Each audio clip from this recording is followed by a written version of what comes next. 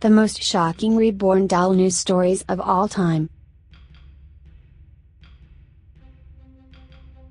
Lieutenant Jason Short believed he was about to save a life.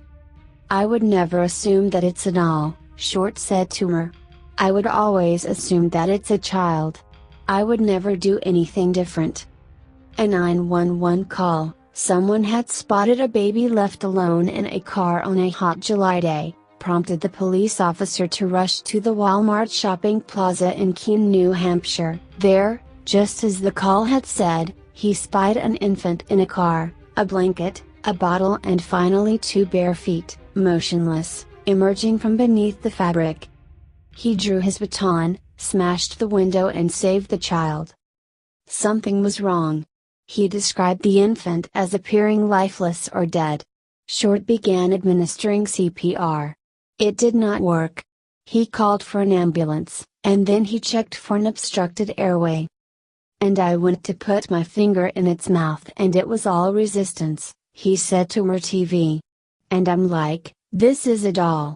He called the ambulance again, to relay its services were no longer needed. The doll, as it turned out, belonged to a Vermont resident named Carolyn Seifert. That the figure was so realistic was not a mistake. Seifert, whose 20-year-old son died in 2005 from Hunter's disease, collects lifelike dolls as a form of coping with a loss. She owns about 40 of them. Such dolls are known as reborn dolls, mimics of human babies in exquisite artificial detail. Many start out as regular, $30 a pop toys, although the end product can fetch thousands of dollars.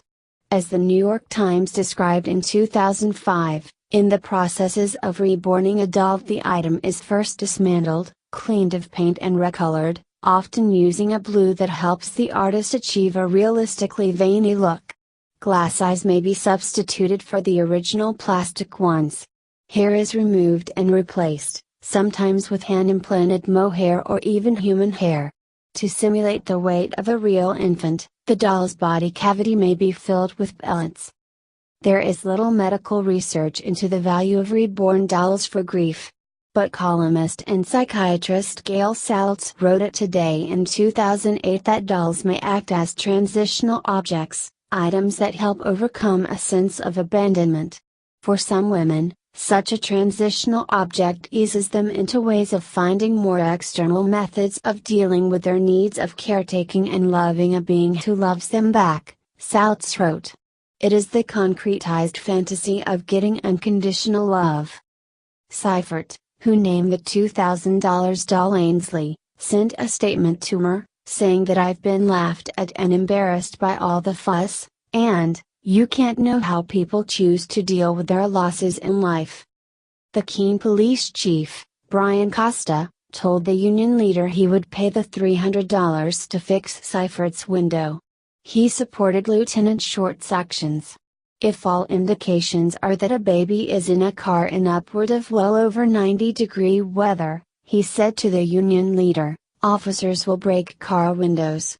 This is not the first time emergency responders have broken car windows to save what turned out to be dolls." Police recommend that such items are left in car trunks so as to be completely out of view, or taken with their owners. Story 2: Queensland woman spends $10,000 to send her reborn doll on a round-the-world trip taking in 8 countries, and her daughter will be looked after by foster parents while she's on the road. Annette Kravchenko, 42, from Queensland made reborn doll Matilda herself. Her trip started a few weeks ago in Brisbane and she's currently on a cruise. Matilda will mostly be posted to destinations to reborn doll foster parents. Will enjoy sightseeing at each destination and has been promised pizza in Italy. A mother of 3 is so besotted with her reborn doll, she is spending more than $10,000, almost £6,000, sending her baby on a round-the-world trip. Annette Kravchenko will be sending Matilda, who she thinks of as a daughter, to 8 different countries, during her 2-year-long trip, which started a few weeks ago and will involve traveling thousands of miles. Explaining her itinerary, Annette, 42, of Ipswich, Queensland said, "She started in Brisbane, then went on a cruise near me. Next she is flying to Japan and, from there, she'll head on to Italy." With the cruise being the exception, Matilda will mostly be posted ahead to her destination, as assigned for parcel, although she will enjoy sightseeing at each destination and has been promised a tasty pizza in Italy. "She's really looking forward to it," said Annette. After Italy she will go to Holland. That will be in the spring, and apparently there will be some gorgeous flowers in bloom. Story 3, Creepy Vampire and Zombie Reborn Dolls. Artist Bean Shaneen took that concept of reborning to the next level of creepy with her vampire and zombie reborn baby dolls. The creation of these ultra-realistic dolls involves hours upon hours of painstaking sculpting and painting. They look incredibly convincing, but it would take a brave person to keep one in their house.